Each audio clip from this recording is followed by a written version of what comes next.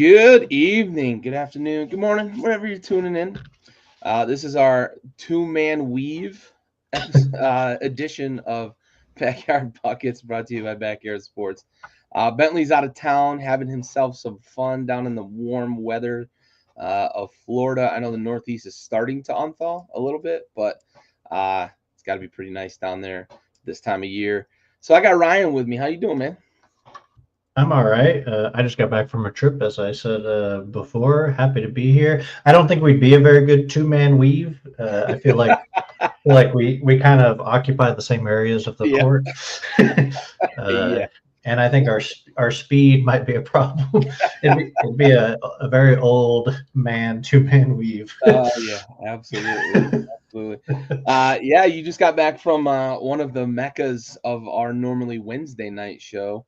Yep. It is the off season for Tailgate Trash Talk, but little trip down to College Station, one of the more popular and well-known college towns in the United States. So Yeah, I saw the money they had. I've been there 2 straight years for a conference, and they got money. they got some money down there. I stayed in the Texas A&M hotel, like their official conference. Well, I didn't stay there, but that's where the conference was, and they had like food and stuff.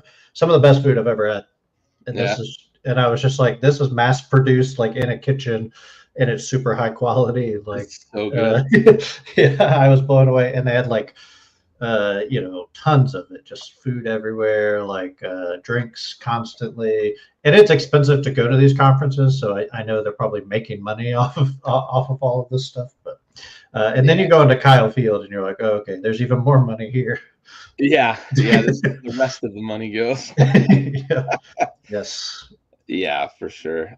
Little bit of oil money down that way. That's for There's sure. not much else, so I guess Yeah, they need the yeah. oil. So let's jump into it, man. The big news at the trade deadline that we talked about was the Luka Doncic trade from Dallas to LA.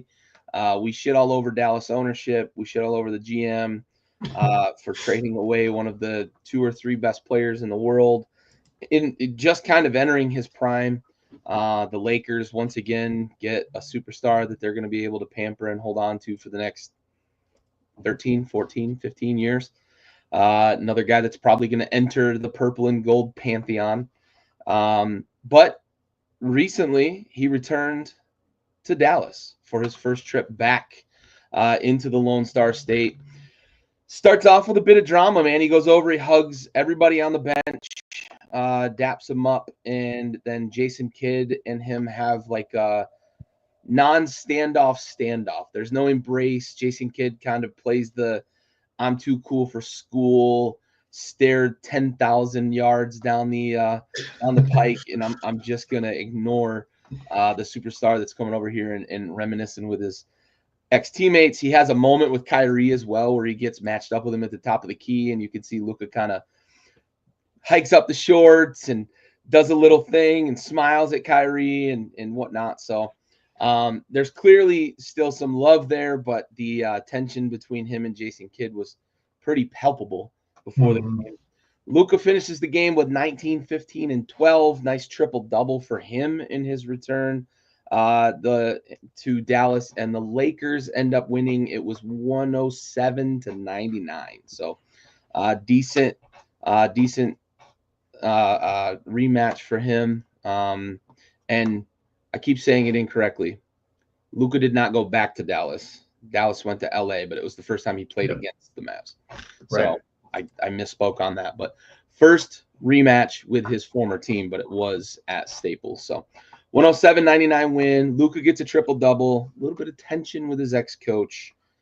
Talk to me about your thoughts here on the first of many upcoming matchups between the Lakers and the Mavs. Yeah, I think I was anticipating something pretty big to come out of it. Hey, Dad. Hey, Dad. I expected to see some explosive stuff, right? We all saw Nico Harrison at the scorers table before the game. Luka came out to warm up, and Nico clearly he wore that suit. It's like this bright blue Mavs suit very clearly chosen as like a "this is my team" kind of like statement, right? Which planting this flag. yeah, I respect a guy who stands by his decisions, even if a lot of us feel like it's wrong, right? Like I can respect that, and I feel like it's wrong, but like I can respect that he feels like he's a confident person, right? Um, and so Luca's warming up, and I'm like, man, there's like clearly tension here. Like, we're going to see some explosiveness, right? Luca comes out, he puts up 10 in the first quarter. I believe it was 10. And I'm like, oh man, he's gonna he's Are gonna we going to light get 50? him up. Yeah, he's gonna light him up. And then Dallas starts throwing some double teams at him. And what that indicated to me is they said, we're not letting him go for 40, 50, right?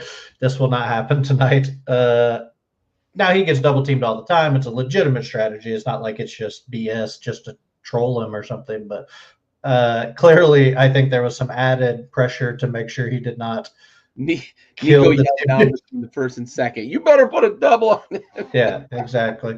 I think that was clear what was happening there. And then he had a quiet scoring rest of the game, right? I think he only scored like what 9 more points or 9 something more like that points. the rest of the game. Um, did have a triple double though. So obviously impressive. The team looks good. Like the Lakers look like, especially when they're going small, they look really good. I think the small lineup's really interesting. Um, they're tough to guard, right? They have three really good offensive players, two all-world offensive players, and then Austin Reeves, who's just a good offensive player. They're tough to guard.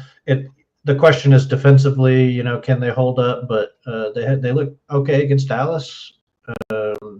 I think even with losing Anthony Davis obviously hurts, and I don't think Jackson Hayes is going to be or Rui Hachimura are going to be these incredible defensive guys. I don't think that opportunity I don't think is increasing for them, but going small, maybe they can just outscore some teams.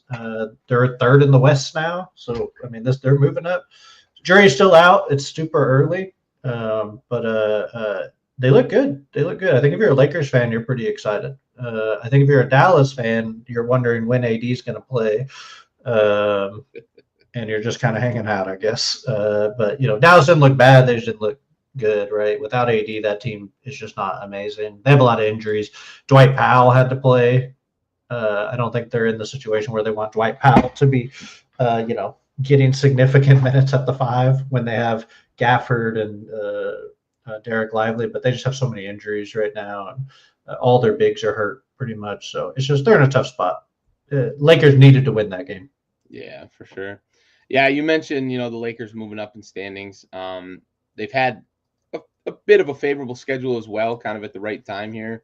Jazz a couple times, the Hornets, the Blazers, and then they have beaten both the Nuggets and the Mavericks. So there's some respectability in there with those wins. But yeah, I agree with you. I think the small lineup looks good.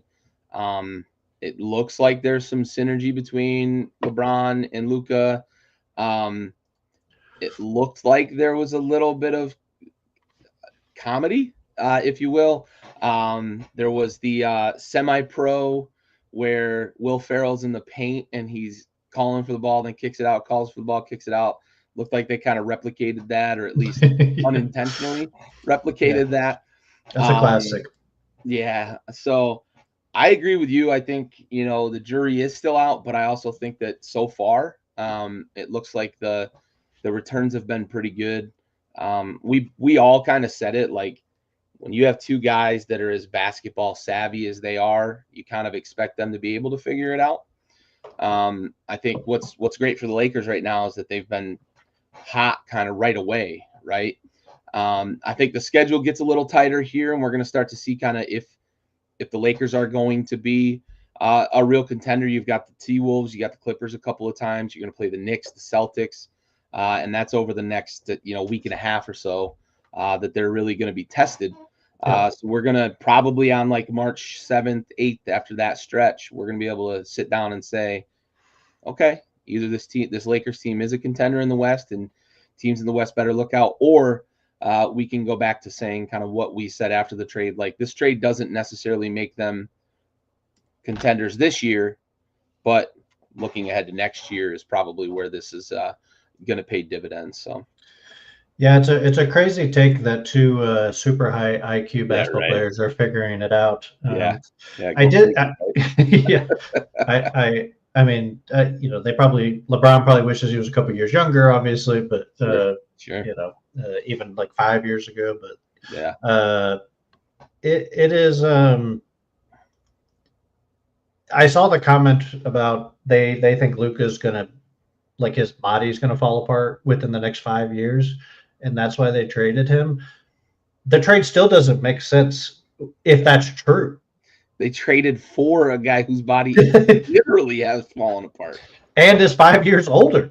and is 5 years older. Right? Like you, like it's crazy. Like you ever have a conversation with somebody who like you see the light bulb go off and they realize they're wrong, right? yeah. And they just like, I'm fucking sticking to it. Yep. This is what it feels like with the Mavs. Like first it was, oh, he was 270. Then everybody's like, he doesn't look 270.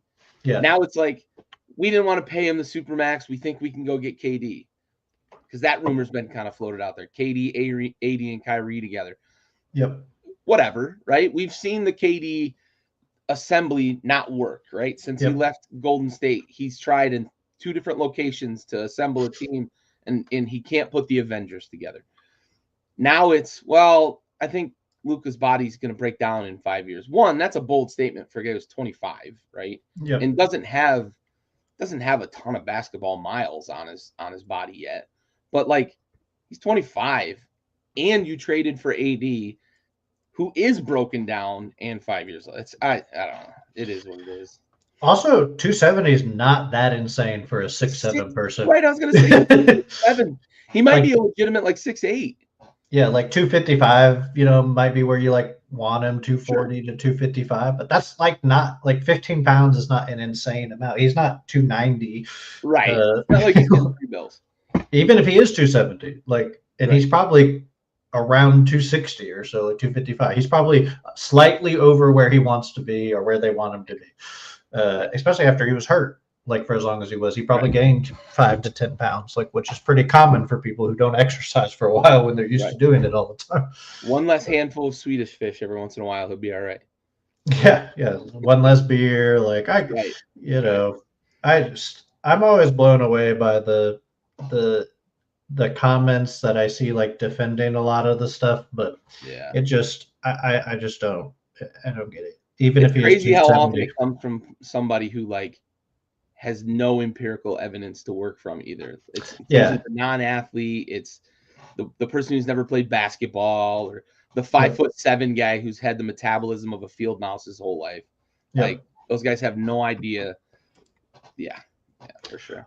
Also, his weight is an important part of his game. Yeah, he is he dominates his space.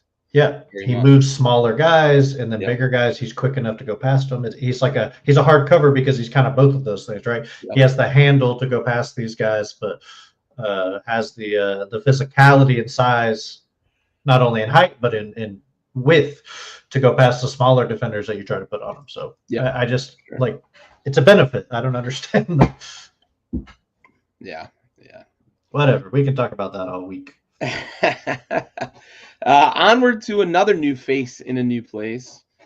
Jimmy Butler, the much maligned Jimmy Butler on this podcast, the much maligned Jimmy Butler on a lot of podcasts and shows, finally forced his way out of Miami. We talked a little bit about whether or not we thought it made the Dubs contenders. They are, I believe it's 7-1 now since the Jimmy Butler trade. Steph Curry is re-energized. His scoring has gone up. His efficiency's gone up since the Jimmy Butler trade. I think what Jimmy Butler brings in terms of his impact on Steph's game is what Klay Thompson used to bring. The fact that you don't have to worry about Steph exerting really any energy on the defensive end. He can kind of just play passing lanes. He can also play off the ball even more because Jimmy's a guy who can, one, play iso ball, but two, Jimmy's a pretty good facilitator in his own right. And also Steph's strength and his advantage that he has over people is he can run 58 miles in a game and still get his shot off with a high level of efficiency. So we're seeing some positive return on this trade with the Dubs. I want to get your thoughts on Jimmy energizing the Dubs and how much does this change? Because we just did this last week where we talked about our power rankings in terms of who can go on and win a championship. You and I don't believe had the Warriors. Correct me if I'm wrong. I don't think you had the Warriors in your top 10. Bentley did.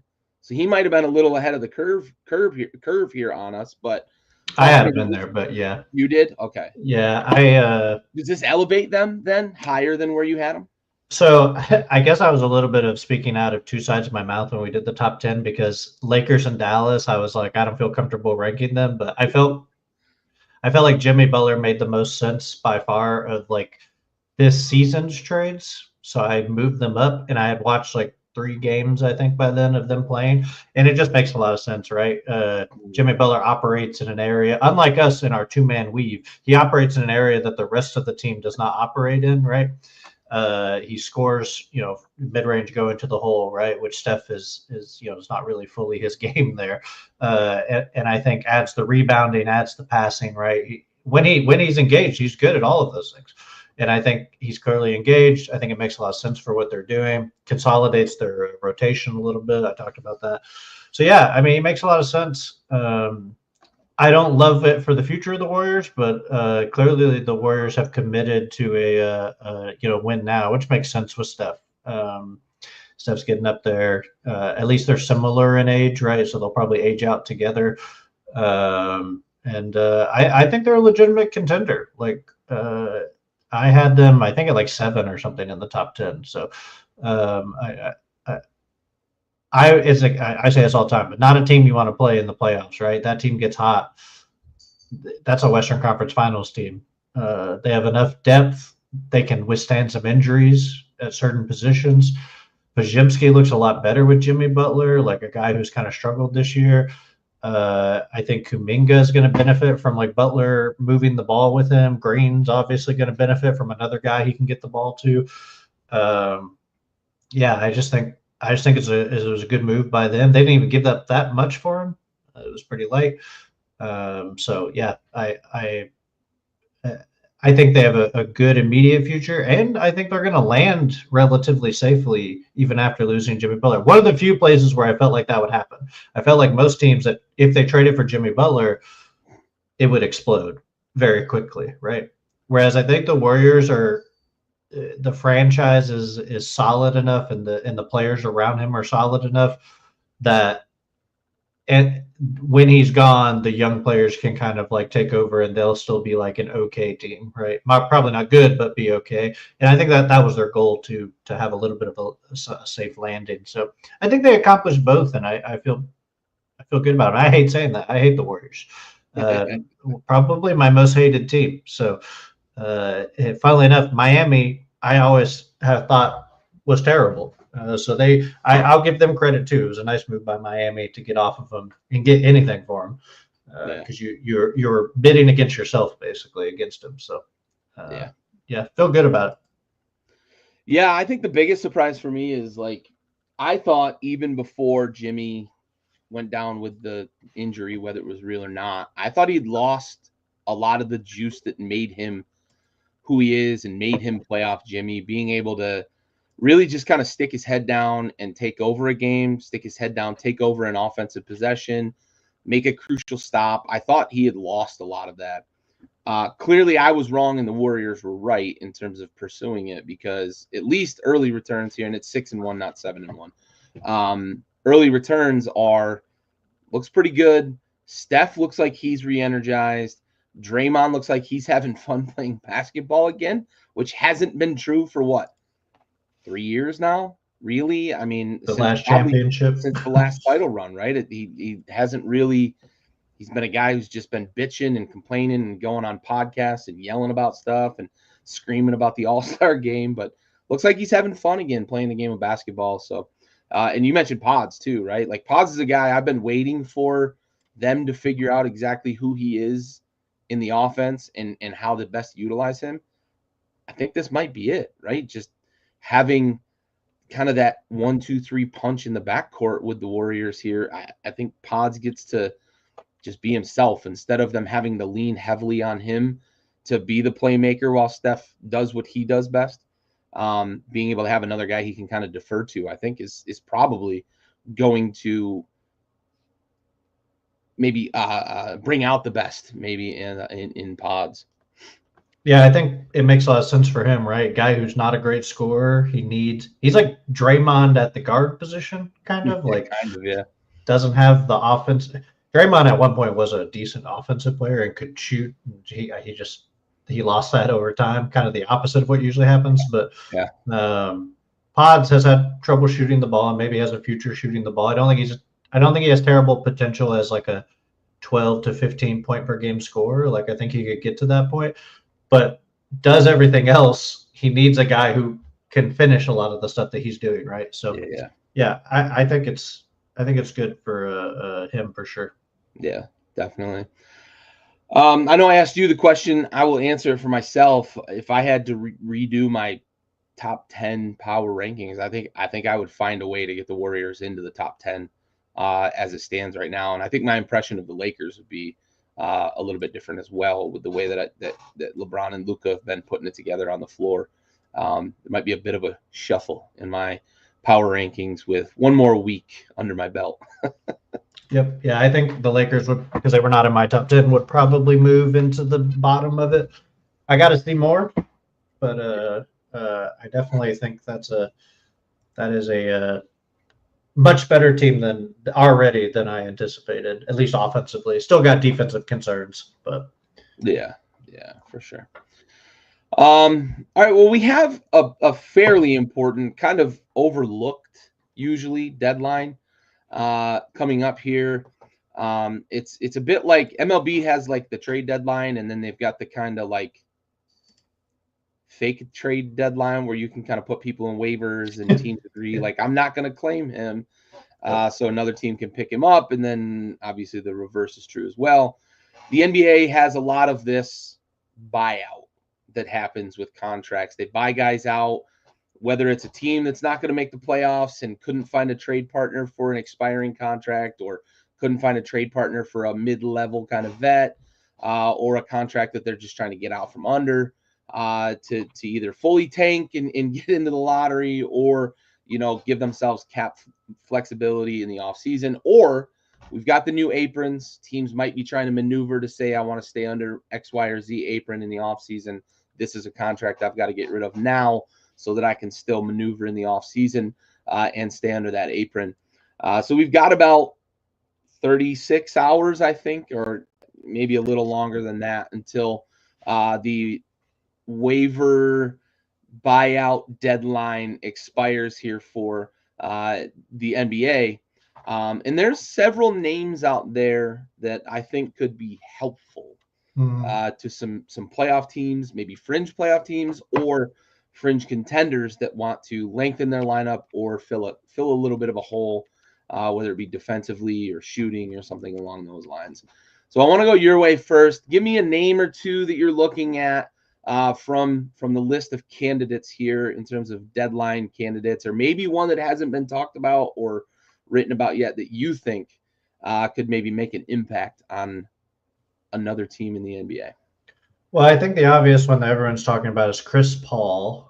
The Lakers, the Spurs obviously lost the guy they probably feel like is could have potentially helped them make a run into the playoffs with Wembanyama.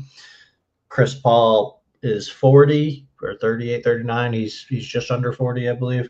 The point guard is getting nearing the end of his rope. Never won a championship. I expect him to ask out if he hasn't already done so, and they're just trying to figure out the best timing on that. It's probably good for the Spurs too. They can let Stephon Castle play a little more, right? Like it just makes sense for both sides. Question is, where does he go? He could probably play for pretty much any contender, right? In any capacity that he wants. I think maybe the most interesting one is like Oklahoma City, just another veteran that can control the flow of the game when necessary, right? Doesn't need to play a lot, but even like 15 minutes a game at Oklahoma City, I think can add a lot to what they're trying to do. And they need another ball handler, at least a smaller ball handler. Everyone on that team can kind of handle the ball, but a guy who really controls the offense. I think that's an obvious one for me. I think Mo Bamba is a guy that will find a spot. He can do some stuff every now and then. He's a big body, height wise. He's not super wide, but big, tall. Block some shots here and there, right? He can get in the way, can rebound a little bit, can finish around the basket. Not great at any of those things, but I think he can even shoot a three every now and then. So a team that needs some big depth, which I think there's quite a few teams that could probably use a backup center. So I expect that to happen. Seth Curry for Charlotte is another guy. I made a list, so I'm just going down my list here. Yeah. Seth Curry. Anybody who needs a shooter, Seth Curry's available. So I guess every team in the league that's contending could probably use another shooter, even if you don't play him very much, right? Like just a guy and a great free throw shooter, which does have some value sometimes late in games, right? Bring a guy in who's an elite free throw shooter, right? Somewhere like Orlando makes sense to me if Orlando's trying to make a run. I have a lot of comments about Orlando, but I'll save them for when Bentley is here. Paolo has been freaking bad since he came back, but that's besides. We're not talking about that, but he is. I'll save that for when he's here because he'll get mad. Get him next week. yeah. I think he'll be pretty upset when I say that. So Trey Jones is a guy I think a lot of people don't think about, but could be like a serviceable backup point guard. I think teams that need, again, another 15-minute, spell at the one. Not much of a scorer, but kind of a low-end playmaker, right? Traditional point guard. And I expect him likely to be bought out. But yeah, those are the guys just off the top of my head. I think there's a lot of decent buyout candidates I didn't even mention, but TJ Warren. I think Okiki's a guy. Chuma Okiki might get bought out. I don't know how much he'll play, but yeah. And I think the benefit really is like these teams that are in the first apron. The problem is, I believe if you're in the aprons, you can only sign a guy if his contract is lower than the mid-level exception in a buyout. But a lot of these guys are below mid-level exception. I also want to highlight Bones Highland already signed. I don't forget who he signed with, but he already did. He got bought out and was immediately gone. VCU legend Bones Highland. Oh, Timberwolves. Yeah, which makes a lot of sense. Another scorer off the bench. Josh Richardson, Christian Wood, Jaden Springer. There's a lot of guys. And then there's a lot of young guys too that I actually think might get picked up. Guys like I think Hood Shafino got cut, and he was just a first-round pick last year. So I would not be shocked if a team near the bottom, like a Wizards or something, like Wizards, I guess cut him, but a team very similar to the bottom of the barrel there might sign him. Oh no, the Lakers. Wait, who cut him? Did the Lakers? Who they traded him to somebody? He got cut, right? He went to the Jazz and then they cut him. So maybe the Wizards are an option there.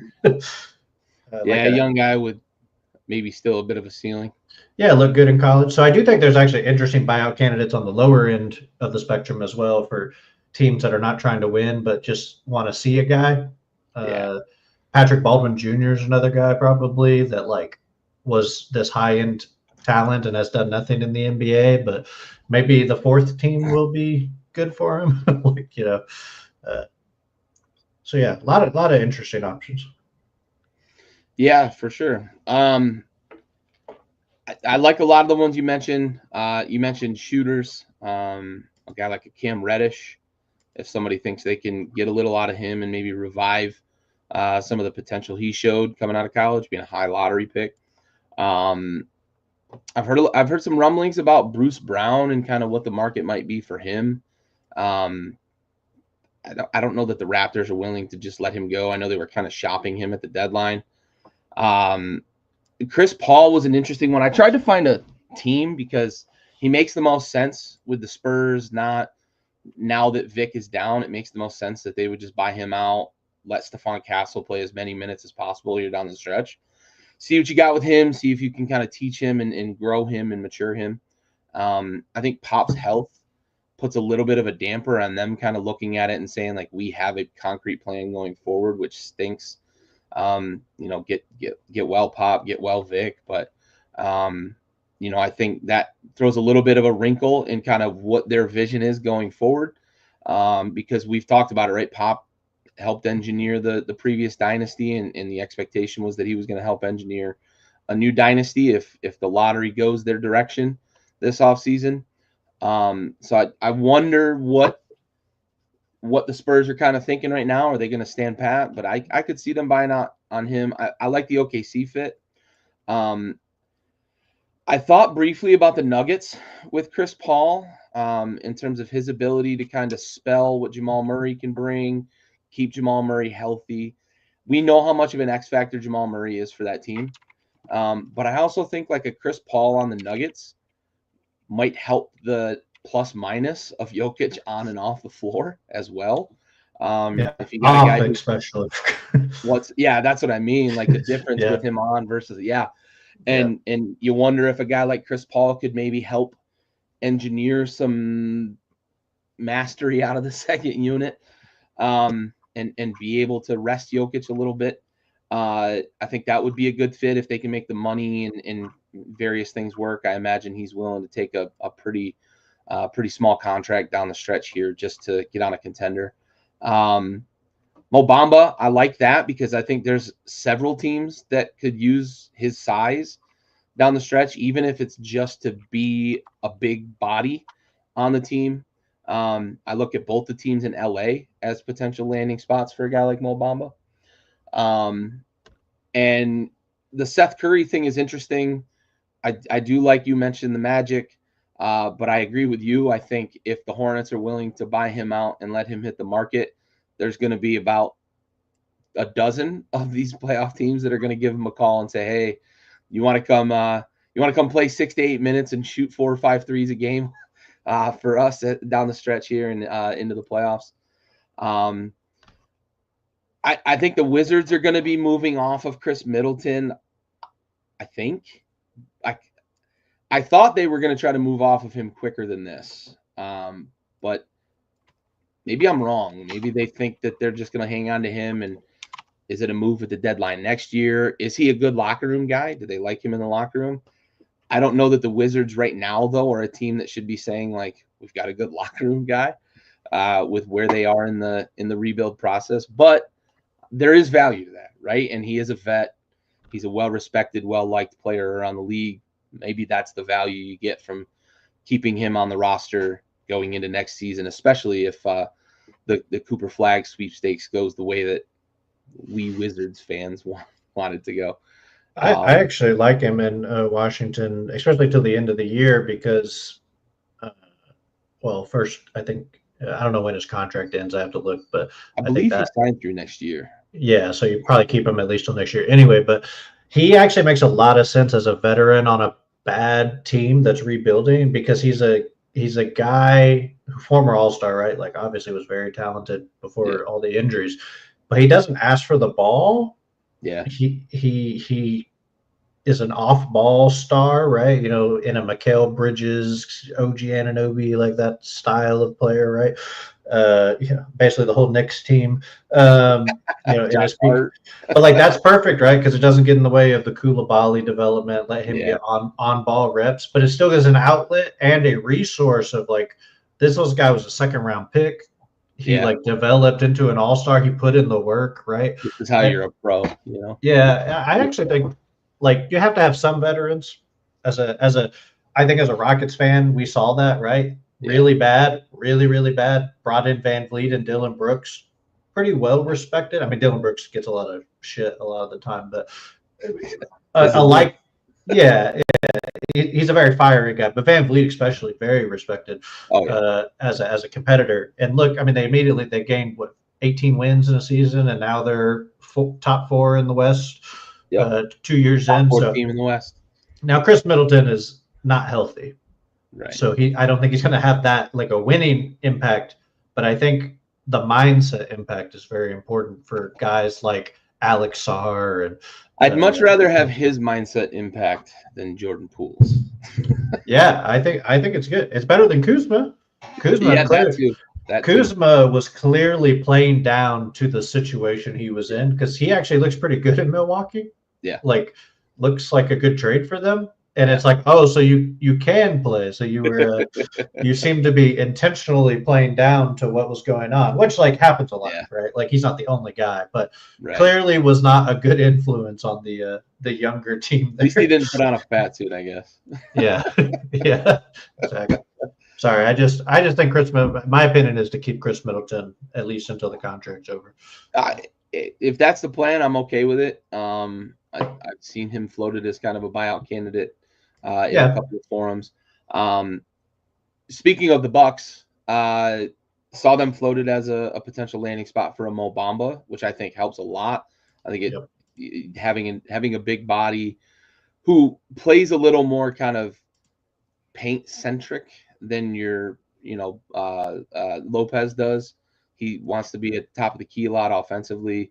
I think Mo Bamba could be a guy who cleans up a lot more on the offensive end and helps you a bit defensively in terms of being a big body in the paint. So interesting though, a lot of interesting candidates. I think shooting is going to be probably the story of teams that are going out and looking for a guy.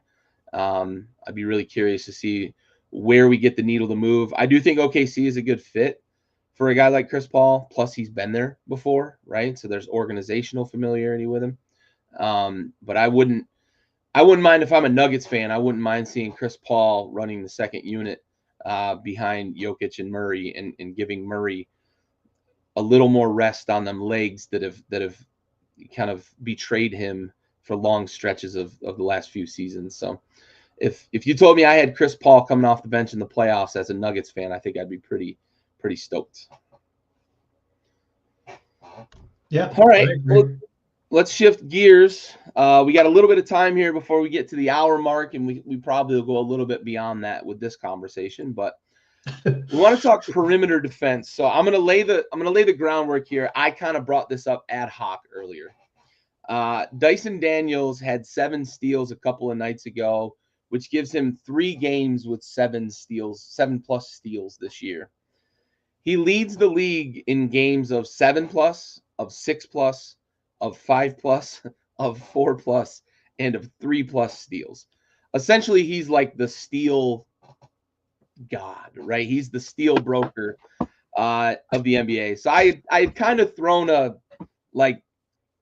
tongue-in-cheek comment out to our group chat with you and Bentley earlier.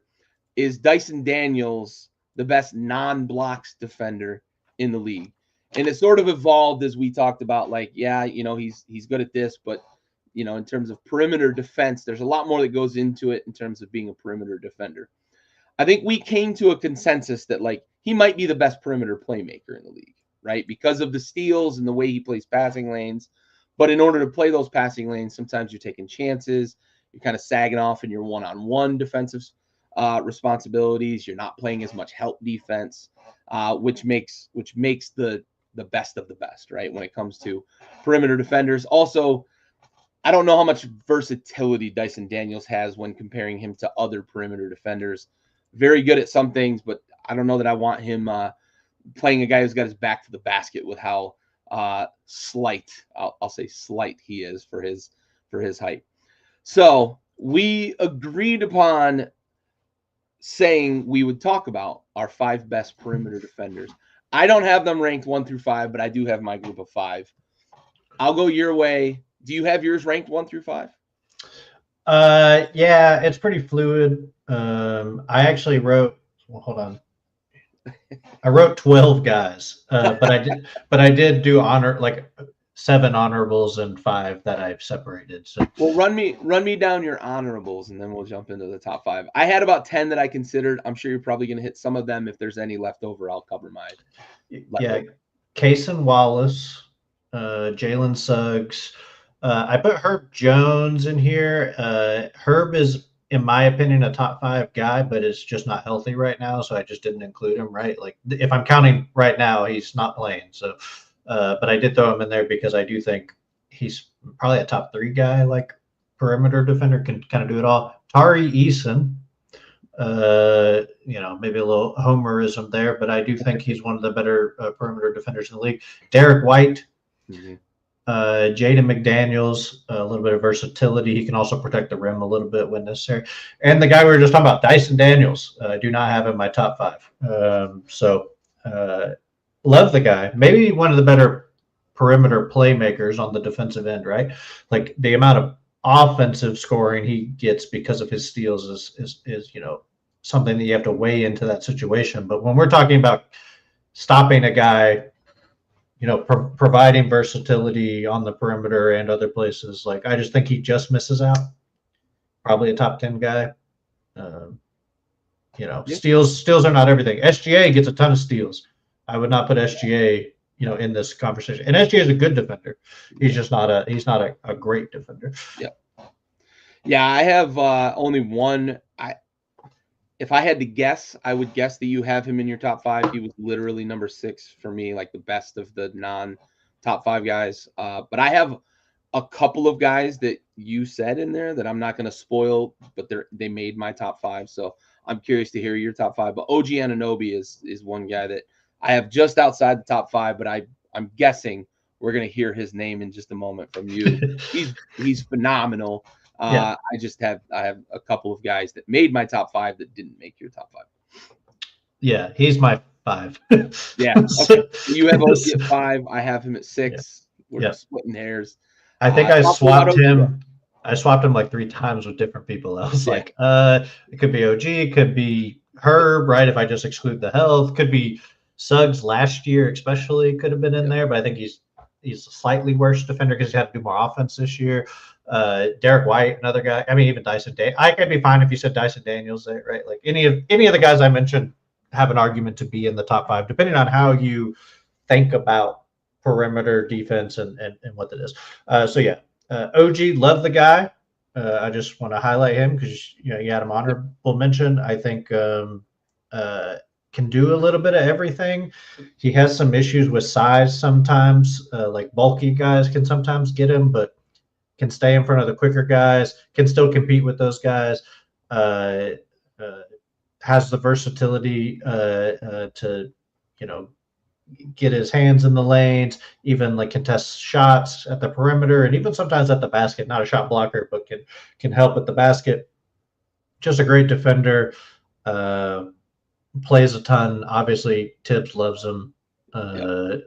He's kind of like his perfect player. I was going to say that literally, like, I think if Tibbs could go into the lab and build a wing defender, it would fucking be OG Anunoby.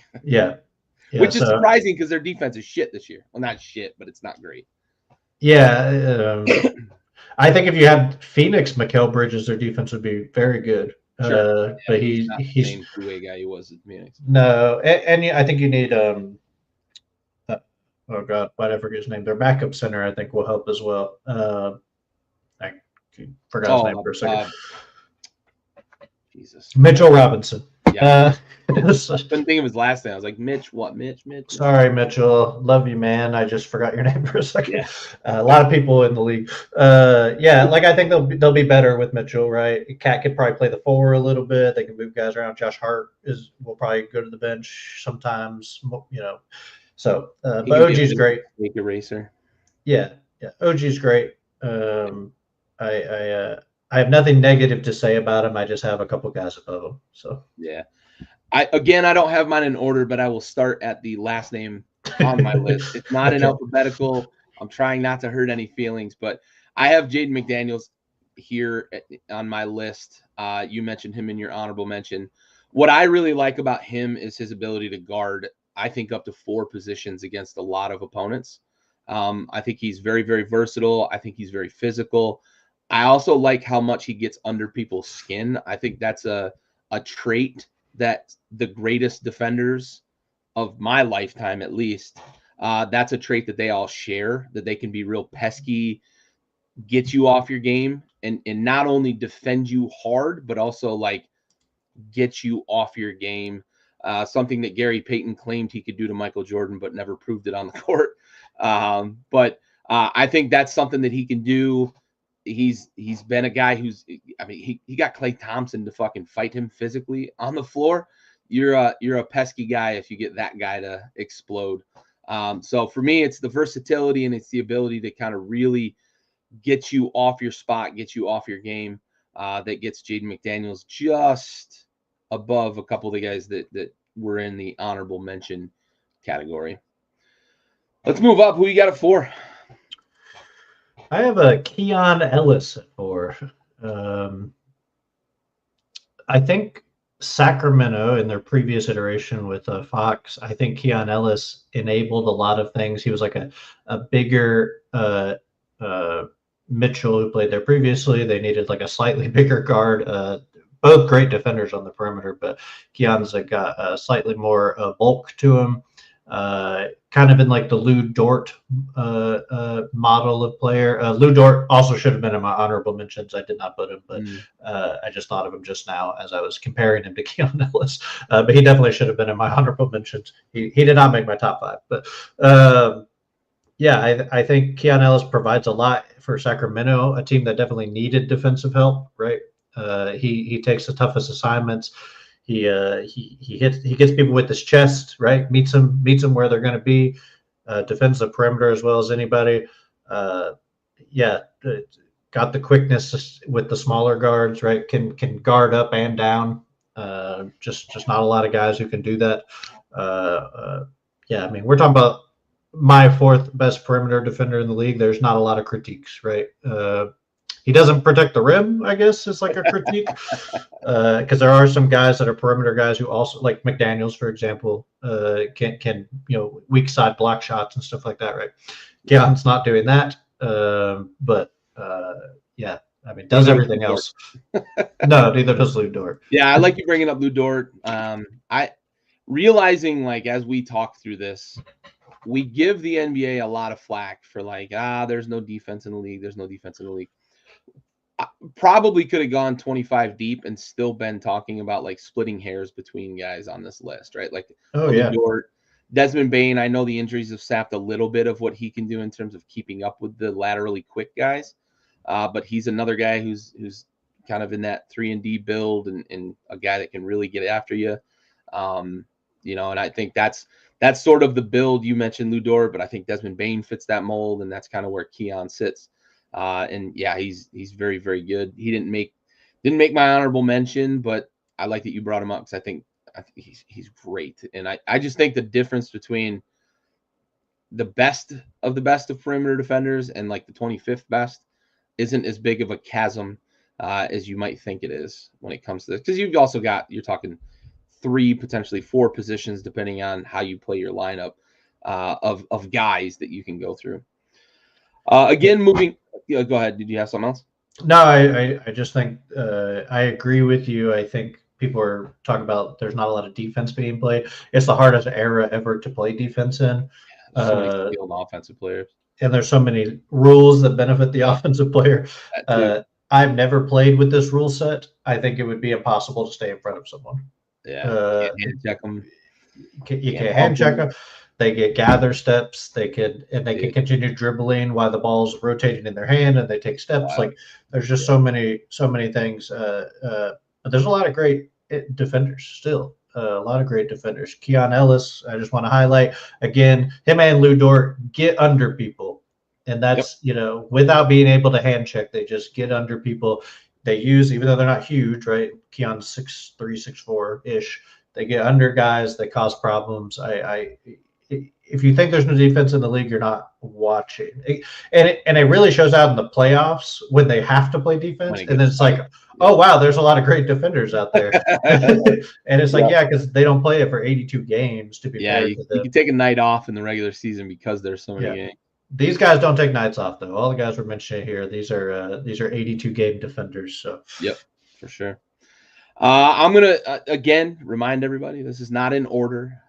So if this person gets mad at me for not being higher or lower, if you're watching, share us on your social media. By the way, if you are watching, but I have Herb Jones. I ignored the injury history.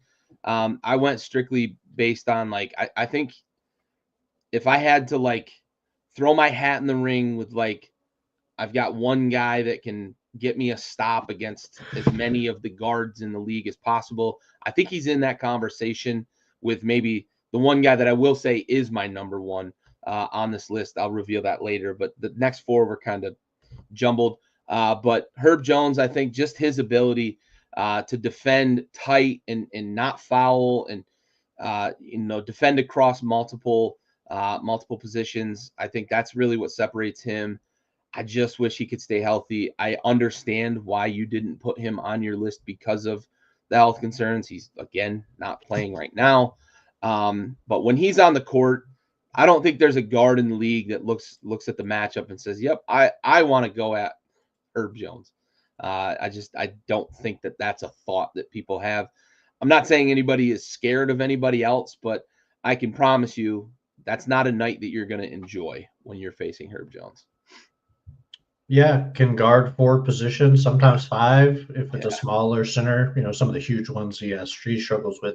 And we saw that when they tried to play him at the 5. It wasn't always amazing, but basically 1 through 4, he's pretty locked down, has the quickness, has the size. He's really like a 6'8", 6'9" Lou Dort in a lot of ways. So, yeah, if he's healthy, he's in my top 5. Yep. If we're just purely talking defense, right, nothing else. He has limitations offensively, but some of these guys are much better offensive players. You could argue Keon Ellis is a better offensive player currently, but OG, all these guys. But purely defense, Herb is great. So I just took him out because it was like I needed a way to delineate guys. Yeah, and it was like he hasn't played much. Who knows what he looks like when he comes back? Yeah. I think this is an interesting conversation. I think that there's a lot less of what we would look back on and say is like a traditional handles guy, right? I think the game of basketball has gotten to the point where it's a lot more ISO in a way that you're going to get to your spot. I don't know. Maybe you don't agree, but I look at a lot of what guys do when they put the ball on the floor is like they have a lot more of a plan going to a spot, get to the mid-range, get downhill, get to the hoop, hit your 2 dribbles, and it's much more about like footwork and being able to not travel but get your drop steps, your 17 drop steps in before you gather the ball and get a shot off. Guys like Kyrie still exist though, right? I think historically speaking, there aren't many guys in the history of the game that you would say have a better handle on the basketball than a guy like a Kyrie, right? I think there's a few guys that fit into that. I think a Luka Doncic is a guy who's very crafty with his dribble. He's not going to be the flashy, hit you behind the back, between the legs, and one style that like a Kyrie is. But I think he is. I think a James Harden is another guy. I know he's a bit long in the tooth when it comes to today's basketball, but I'd be curious to get your thoughts because I think growing up it was like everybody wanted to be AI and it was a lot of the crossover and kind of figuring out what is and isn't a carry and those sorts of things. A lot of behind the back and between the legs, and Pistol Pete was kind of the revolutionary guy back, when dribbling was really like everybody followed the rules. It was fingertips and it was very straightforward. He kind of revolutionized the ability to handle the ball, and we got to the point where like and one was the thing, and now and one really isn't the thing when it comes to basketball. It's a lot of shooting and kind of skill and those sorts of things. So as the resident basketball historian, our gauge for this sort of thing, what are your thoughts in terms of like where has the game gone in terms of like, are there still guys that you would say like could be hot sauce, that sort of thing? Yeah, it's really tough, depending on how you structure this question, right? Because I've said this many times. I look at the league as a league of eras, right? There's eras of players, there's eras of rule sets, and I think ball handlers comes down to rule set more than anything, right? Bob Cousy, incredible ball handler, could not put his hand on the side of the ball, Right. let alone under, because Right. guys put it under all the time now. Yep. Incredible ball handler. Bob Davies, even before Bob Cousy, a lot of Bobs like to handle the ball back then. Popular name back then. Incredible ball handlers, right? But had to keep their hand on top of the ball. Like going behind your back, only being able to do that is incredibly difficult. It's hard, right? There's been great ball handlers forever, right? I mean, as the rules change, Clyde Frazier, great ball handler, had the speed and the ability to do that. Magic Johnson, obviously. And I think Magic is a really good example of what we see in the modern NBA, where a lot of bigger guys can dribble so much better than they ever have. So there's an argument that the ball handling is as good as it's ever been because of the ability of so many people to handle the ball, right? It was in the 80s, if a center got the ball, rebounded the ball, and went coast to coast, it was extremely rare. I know Hakeem used to do it occasionally. Kareem tried to do it. He did it mostly using his size, and he had to be all by himself, right? They were not like they are now, right? There's guys now who do it every play. They bring the ball down as the center, and there's still some great modern ball handlers. Obviously, James Harden is an incredible ball handler. He might be one of the top 10 ball handlers of all time. People don't give him a lot of credit for it, but his ability to handle the ball and get to his spots better than maybe anybody ever. Chris Paul, Steph Curry is one of the great ball handlers of our time. People, again, a guy we don't think of as a ball handler, but it's all about the 3-pointers that he walks away from. But his close quarters ball handling is incredible to me. Yeah. I mean, we've all seen the move he did on was it Chris Paul, I believe, where he does that like double behind the back and then shoots a three on him. I mean, incredible stuff, right? Is everybody Pete Maravich? No, but like, right. I don't think they have to be. It's just a different era. I would argue there's more good ball handlers than there ever has been. Maybe the ceiling is not as good. Like there's an argument for that, right? But again, I think that's a rule set thing versus a talent thing. Yeah. I think the rule set has leveled out the ball handling ability where it's like there's so much freedom now that even guys who, if the rules were strict, would not be able to dribble because they just couldn't. The freedom allows them to be able to dribble, right? So I just think that's a question of era versus like capability. Sure. Because I think if you allowed guys to put their hands on the side of the ball in the 50s, they would have done it. Yeah. Yeah. Like Oscar Robertson would have done it, like those guys are going to do it. It's just how the rules have changed over time. You saw it in the 70s. They started doing it, and then AI carried the ball every play, and it was like, that's fine. It's cool. As a referee once said, don't call a foul on something that's cool. Yeah. And I think a lot of us agree. Yeah. It's entertaining for sure. Yeah, I like the point you made, right? Era. I think the freedom that guys have with the rules of handling the ball nowadays makes it so more people can do it, and it evens the playing field. I think it makes it less impressive when guys go coast to coast as 6'10", 7'2".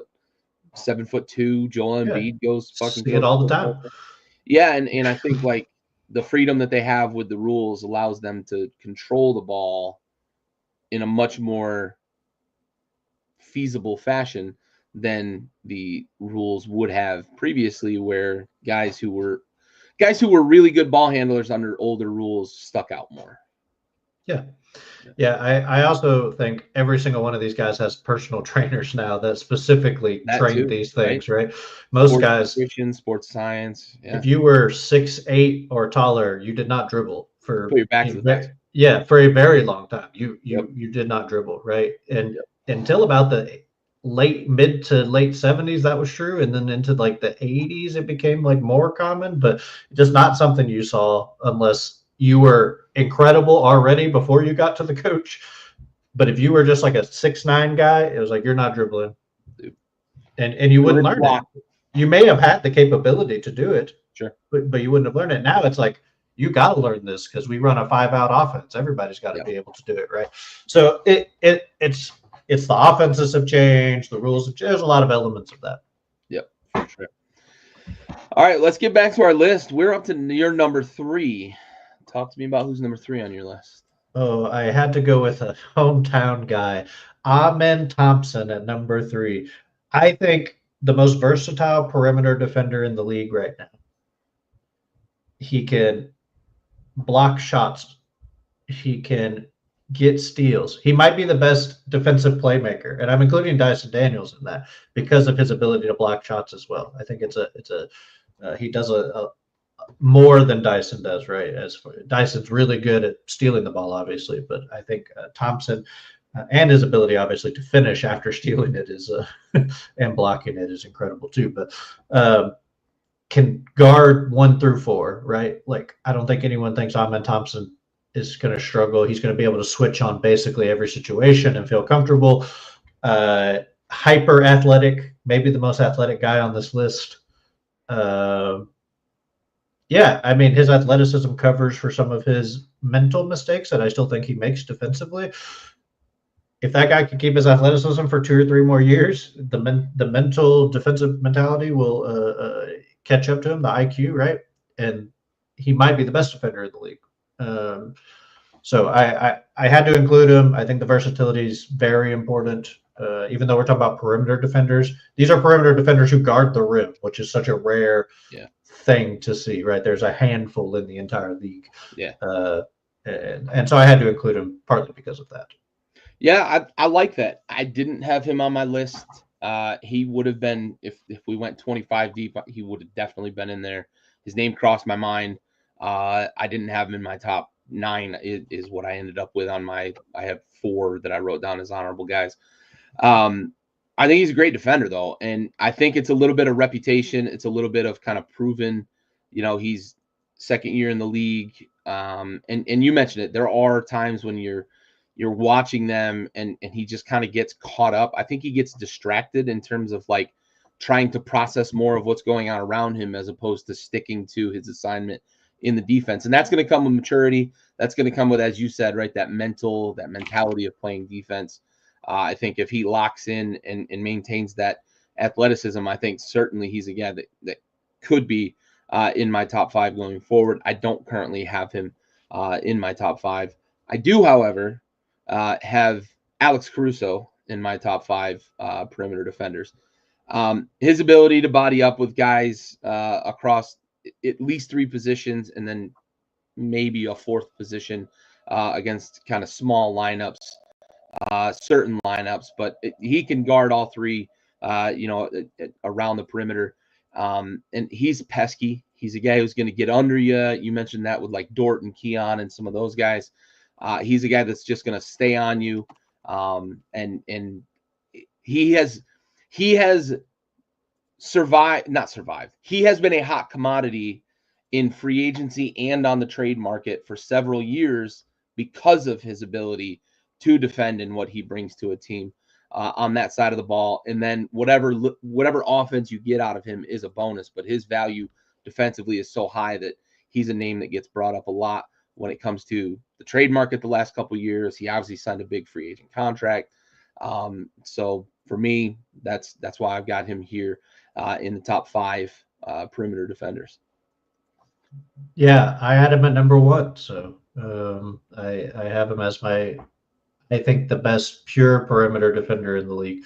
But I think we're splitting hairs here. Yeah. I like both these guys. So, but yeah, I don't have anything to say really to add to that. I think, if he was a little taller, I think it would be clear that we wouldn't be splitting hairs. We'd be saying if he's 6'6", like he's the best defensive player in the league, probably. outside of the bigs, right? Outside of like Wembanyama, for example. Yeah. But yeah, I don't have anything to add to it. So Yeah, I think if I went through diligently and rack and stack this top five, Cruz is probably number two. I think he's close to my number one, and I imagine my number one is who you have at number two. So I'll go ahead and give you my number. Well, I shouldn't say number two. He's just the next guy on my list here. I actually still have Jalen Suggs in my top five. I like what he brings in terms of his ability to just maul people on the defensive end. His physicality, I'd like to see him get back to that more, but they've asked a lot more offensively from him with Paolo and his struggles, and obviously the injury and kind of their lineup being short, Wagner missing time. They've asked him to be a lot more productive on the offensive end, and I do think it has cost him a little bit on the defensive end, but it's still there, right? And I still see it when I watch their games. They've been really struggling lately, but there are times when Suggs will lock down for a possession and you're not scoring on him. So it's still in there. And for that reason, I still have him in my top five here. He can guard, again, the versatility thing is something we talk a lot about with these top five guys. He's very versatile. He's physical, strong, former football player, like blue chip football recruit. Minnesota, I believe, Minnesota Football Player of the Year, or at least in the award ceremony. It's like runner up or something like that. Ended up deciding to play basketball at Gonzaga. It's worked out pretty well for him in terms of having an NBA career.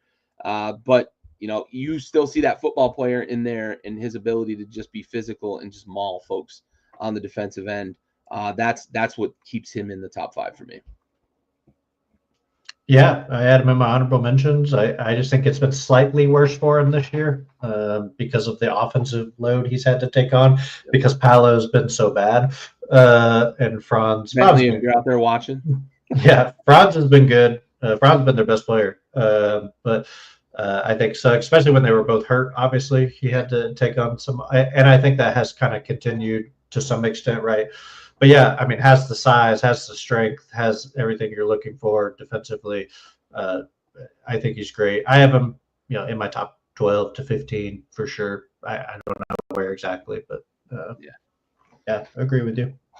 All right, well, let's move up to your number two because I think it's who I have at number one. Who's your number two perimeter defender? My number two, who we know Cruz is my number one. My number two is the other twin, Asar Thompson, who, since coming back from his blood clots, which was scary again, blood clots are always scary. Yeah. Wemby, hopefully he's okay. The Pistons look a lot better defensively. Jalen Duren is not a good defender. He needs guys on the perimeter to defend. Asar Thompson might be the best perimeter defender in the league. Has the athleticism like his brother. His brother's more versatile, in my opinion. But as far as just guarding a guy on the perimeter, shutting a guy down, Asar looks better. And the metrics kind of indicate that. If you look at a lot of the defensive metrics, which are not perfect, but they indicate that Asar is a top 3 defender in the league right now, based off almost every metric. Has a lot of the same physicality, like I said. Has the quickness, has the size. I mean, we're talking a guy who's 6'7" and can guard multiple positions, basically 1 through 4, just like his brother. Just is significantly more locked in on the defensive side a lot of the time too, because Amen does have offensive responsibilities that Asar doesn't necessarily have. And I think a team with Cade and Duren as on out there often need a guy like Asar. They've been great since he's been playing. I think he's unlocked a lot for them on the defensive end, and just his athleticism on the offensive end has been good too. So love the guy. I'm really excited. I hope he stays healthy. I'm really excited to see what they look for. I'd love for them both to play together. I think that would be cool. That won't happen, but I just think it would be very interesting. But yeah, he has an argument for number one in my opinion. I think these two guys, I think Caruso and Thompson have a good argument for number one. So. Well, I guess wrong, and I owe the Twins an apology, right? I think I was kind of biased because second year in the league, etc. Right? I'll eat that. I think they are both tremendous defenders. I think they both have a level of athleticism that not many guys in the league have. I think if they end up playing together, that's going to be a pretty fun, pretty scary. And I hope for your sake they play together in Houston, not in Detroit. But I think that's a really, really good combo. I didn't have either of them in my top 5, so I guess wrong. I went pretty milquetoast, I guess you could say. Drew Holiday is my number 1 defender. I still look at the difference maker that he is. He did it with Milwaukee. He did it with Boston. He's gotten both teams over the hump to get a championship. I like his ability to guard across the board. He's sturdy, strong. He's projecting to lead the league in defensive field goal percentage against. And he's 6-time All-NBA. I think he does a very, very good job of playing the passing lane without losing discipline on the defensive end, something unique that not every good defender in the league can do. We mentioned it with Dyson Daniels, right? Very good playmaker defensively, not necessarily a very good on-ball one-on-one defender. I think Drew Holiday can do both, and I think he can do both at 3 positions, and he can defend 4s in a lot of lineups. Not necessarily the way that he can defend guys his size or similar size. Excuse me, but I think that Drew Holiday gives the Celtics a lot of luxury to let Jason Tatum go play offense. His ability to switch and defend against almost anybody on the other side, combined with, as we both had in our honorable mention, Derek White, I think that gives them a very lethal combination defensively. But for me, Drew Holiday is still my top perimeter defender, and I reserve the right to say in a year, Asar and Amen Thompson have been in the league long enough for me to give them credit. Yeah, I think Drew is a little bit of the conservative pick, right? He has the resume of one of the greatest perimeter defenders of all time. I think he's just lost a step, and so I moved him down. He probably would be in my honorable mention if I made like a complete list, right? Like if I just went and was like every single guy I considered, because I did consider Drew Holiday. He still looks like a top 15 guy to me. I think Derek White's better than him already defensively. And I think we'll see in the playoffs kind of how Drew looks. I think that will be a good indicator of what he still has step-wise. But I just think he's slightly slower than he used to be. He doesn't have the size to make up for it, right? He's still a great defender. Like I said, I still think he's a top 15 defender in the league, top 20, whatever, however you want to do it. I think what Asar and these other guys provide for you, just Drew can't do anymore. And there's argument he never could do a lot of these things because of Asar's athleticism and Caruso is probably a closer comp to him. He was Caruso's defense with like an all-star level of offense at one point when he was like in Philly and stuff like that. But yeah, I don't have a problem with it. I think we're splitting hairs on a lot of this stuff, like I said. So if you would have said like Fred VanVleet, who actually measures out pretty good defensively, like on a lot of like advanced analytics. He was once like a metrics god defensively. Yeah, and he's still like a top 25 defender on a lot of metrics, but I'm not sure he's actually a top 25 defender. Like I think Drew Holiday is probably pretty close to where the metrics have him, which is in the top 15 to 20 range. So I'm okay with it. I didn't get too much pushback. No, I mean he's very good. Conservative pick. Yeah, I just individuals I feel better about than a team, right? I can be pretty aggressive with an individual because I can isolate the individual. Whereas if you're like, what do the Lakers look like right now? I'm like, I need 15 games to figure out what the Lakers look like, right? Yeah. I can take one season of a guy and be like, oh yeah, he's a really good defender, right? So yeah, for sure. A little more aggressive than I was. That's for sure. Yeah, you got to watch Asar, man. You just watch him play defense. He's very good. Both very, very good. Very, very good. Washington's got a couple of guys who are very good individual defenders as well. So I'm excited if if we win this lottery, knock on whatever wood I can find to knock on. If we win this lottery, I start to feel good about the future. I think you want to be top two. Dylan Harper would be good for y'all too. Harper, yeah. Y'all need a guy like that to kind of run the offense, run the show, like let him develop with the actual offensive talent. Alex Sarr is not it. I like Sarr. He's fine, but I don't want him running the offense.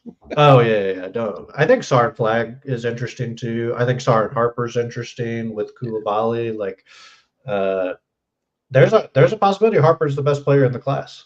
Like at the end of, I mean, obviously, like any draft, but even with how good Flag has been, Harper's got like a lot of Luka in him. He does, and if he can learn to shoot the ball at like a above average clip or average, because Luka's not a great 3-point shooter. He's just average to below. He's high volume. If Harper can get to 35, 36%, I mean, you're talking, I think, perennial all-star with his talent. Yeah, for sure. I would take that. It is the Cooper Flag draft, but I think you're 100% correct in reminding everybody, like, there's more than one guy in this draft. So yeah, there's a lot of guys in the middle of the lottery that are good. I think you're in a good spot. Pedigree too. You're in a good spot. 5 is not a terrible spot to be. Like, worst case scenario, you'll be 5th. That's not a terrible spot to be. Right. This is a pretty solid draft. Obviously, Flag's very good, but yeah. All right. Well, hey, that brings us to the conclusion of the content we had planned for tonight. So I want to get any closing thoughts from you as we progress into the, I guess, crunch time of the NBA season. We got a little over 20 games left for most teams. What are you feeling going forward? I still think there's a lot of juries out kind of in the middle of both conferences, right? We kind of have a big three. And as my fourth favorite rapper said, there's a big me. So sorry, that it didn't make any sense for my dialogue here. I just wanted to add that. But I think the big three have separated themselves. But what does that second tier look like, right? Are there championship teams in that second tier? Denver, Lakers, Clippers, Knicks, Milwaukee, right? Like both conferences have these. I think that's really what interests me. Can any of these teams push themselves to be a contender? Like, would anybody be surprised if Milwaukee is the 3 seed at the end of this? Probably. Most people probably would be, but I think there's a chance, right? Like, I think that's what interests me. Philadelphia, can they make a run and get into the playoffs if Embiid is healthy, right? There's a lot of interesting middle to late playoff teams that I think are interesting, especially in the West. I mean, the Warriors right now, right? Are they a team that can push for the conference finals or the championship game, right? It's a bloodbath in the middle. All it takes is that one of those 3 to lose.